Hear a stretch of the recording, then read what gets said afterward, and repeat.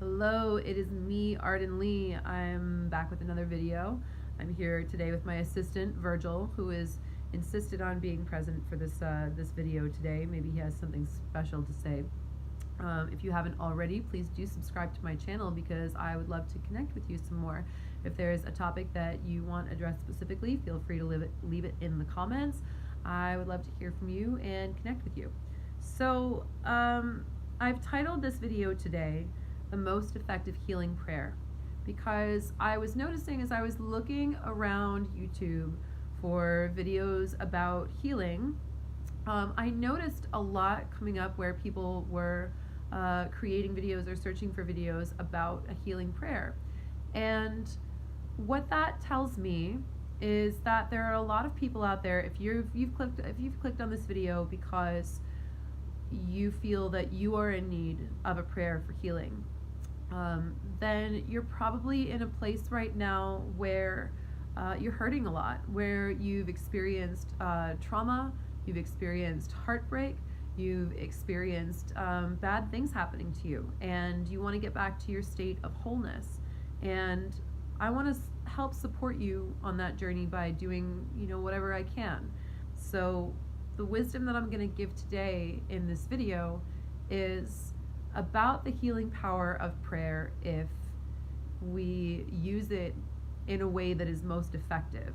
And I'm going to share with you the most effective ways that I have managed to use prayer in my own life.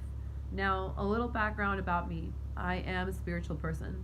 I am not a terribly religious person when it comes to organized religion, but there are a lot of beliefs that I share with organized religions.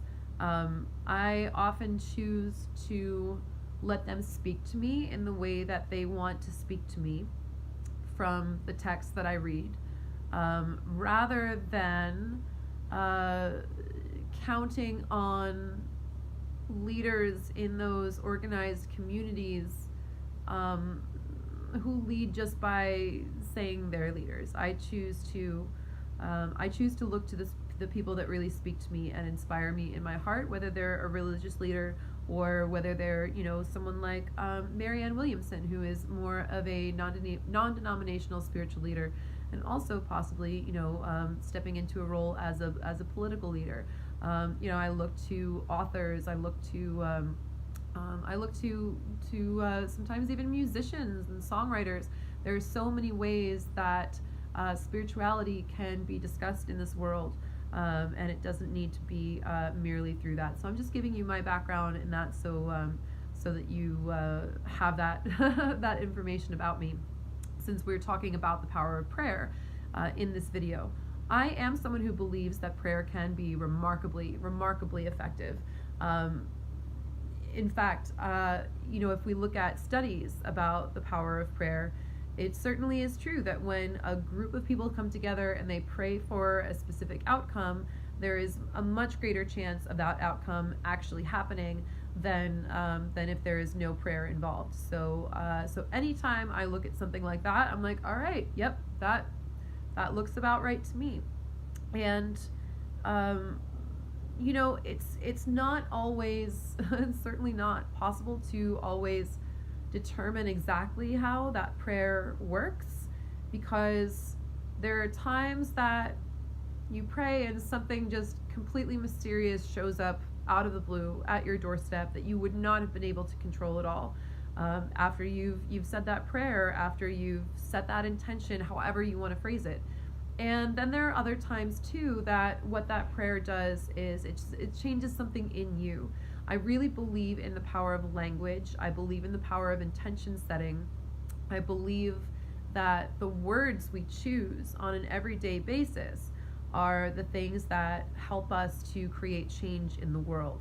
So if you're here and you're searching for a healing prayer, first of all, I want to commend you, because taking the first step to healing, to just looking something up and saying, hey, what are my options that are available to me? Also, prayer is free. Prayer is something that we can do at any points in our lives, as long as we have control of our thoughts and our voice and the words that we use.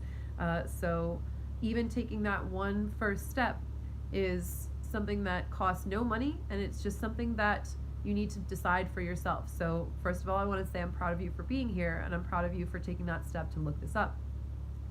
The second step is to realize, you know, the effects of the words that you're using about yourself. When I was in my deepest depression, I remember thinking and saying things over and over again like, everyone sucks, the world is a terrible place to live, I am in so much pain, I don't have any hope, I don't see how anything is ever going to get better. And sure enough, I was stuck in those cycles for a long, long time. And I look back at that now and I start to think about the words that I was using to describe my situation. And certainly all of that felt true for me at the time.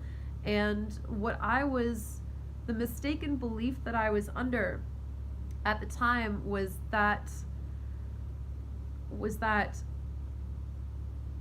the world outside me had to change first before I changed the way that I was thinking about it, or the way that I was describing it. It's like, well, the world clearly sucks. I'm getting hurt all the time.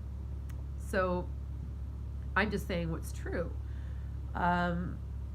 But the truth is, we have so much information available to us in this world, and we really can't remember everything that happens all the time. This is where we talk about, things like confirmation bias. We don't remember our memories accurately the way that we think we do. Our brains delete, distort, and generalize that information, and to create a sort of narrative that makes sense in retrospect. Even if you were to just sit and watch a movie for 2 hours, there's no way that you could recall every single detail of that movie, every single word that was said, every single, piece of, every single prop that was on the set in the background, every single thing that was in every single room. Even though if you turned the movie on and paused it at a certain time, then you could point to it, looking with your eyes and listening with your ears. But you're not going to be able to remember that. And that's just like a 2-hour movie. So imagine, the span of our lives. There's no way we can remember everything that happens. So what happens is that the words that we use end up selecting the reality that is around us. And the more and more we choose to select that reality out of all of the things that are available to us, the more power we have in creating it. So, now you might be in a spot where maybe you were like I was several years ago, and you're like, the world sucks, nothing, nobody's treating me well, everything's going to shit, and you might have a really hard time finding one thing out of your experience that is going well. And what I found for myself is that, yes, that was absolutely true, but it wasn't nearly as true because there wasn't anything good in my life. It was actually true because it was so hard to break out of my own unconscious bias about what was going on, because I was in so much pain and I needed that pain acknowledged before I could move on to looking at the good things in my life. So first of all, if you're here, I want to acknowledge you, because clearly you're someone who's probably been through a lot of pain, and that pain is absolutely real and it absolutely happened. And there's nothing about healing that says that you have to deny that, or that anything that happened to you is okay. You just have to want to get better. So if you're here and you're realizing, okay, I want to heal and I want to get better, the first thing you can start to do is start to look at the words that you're using about your experience. And now, we're going to talk about affirmations, and certainly there are a lot of people who are in really deep spirals of depression and despair who just hate the idea of affirmations. What am I supposed to look in a fucking mirror and say, the world is great, I'm so happy, I receive abundance all the time, when they think that's clearly not true, because they see so much evidence around them of what else is happening and how much pain there is in their lives and in the world at large. So I'm not expecting you to do that, but this is the third step, is to start really looking at the words that you are using to describe your world. And if something that is overly sugary and overly happy doesn't work for you, don't use it, because it has to feel okay. Now there may be some resistance, but I want you to try and break through that, just that tiny bit, and say, I've been through a lot of pain, I've been through a lot of difficulty, but I trust that things can get better immediately. I trust that if I step forward, that I can leave my past behind and I can create something new. And even if that is all you say to yourself every morning as you look in the mirror and you say, I've been through the ringer. I've had so much happen to me in my past, but today I declare that I'm not going to let that rule me anymore, that I'm going to be open to the possibility of wonderful and amazing things happening to me today and for all days going forward. I guarantee you, you're going to start seeing more and more changes in your life and in your reality. Just that being open to it, just that taking that first step. And if you are a spiritual person, if you do believe in a higher power, whether you want to call that higher power God or spirit or source or even your higher self, even if you want to pray to yourself. I pray to myself all the time, trust me, surrendering to that higher power, just enough faith just to say, I am open to things getting better. Please show up. I will be looking for evidence today that things can get better. And maybe it's just one day you find $1 on the ground and that's it. And maybe it's that tiny, but it doesn't matter, because if it's there, it can grow, because what you focus on is what's going to increase. So maybe at the end of the day you come home and you say, you know what? I know I've been through a lot. I know that there's a lot of pain in my life and in the world around me, but you know what? Today I found $1. Thank you, Spirit. Thank you, Source. Whatever you want to say. I believe that now I'm ready for even more. I'm ready. I believe that good things can come to me. I saw the tiniest evidence of it today, and I'm ready for more and more. So I surrender, and I'm open to that. So it really is remaining in that state of openness and focusing on what good things are going to come forward that's really going to help you with your healing. Now, I don't know the specific thing that you've been through personally, whoever you are watching this video right now, and if I did, I would create something that was a little more specifically attuned to you. For example, maybe you've had a broken heart, and instead of saying all guys are assholes or all women are liars, or I don't know, whatever you're saying to yourself, I would love for you to say, I've been hurt in the past. I have given my power away to people who did not appreciate me and did not treat me as being worthy of their love. But you know what? I believe that things can change in the future. I know that I'm worthy of love, and I invite those opportunities for me to show up for me in the future so that I can embrace them into my life. And I'm going to be looking for people who care about me, people who want to show up for me, even if they're just friends at first, even if it's just friendship.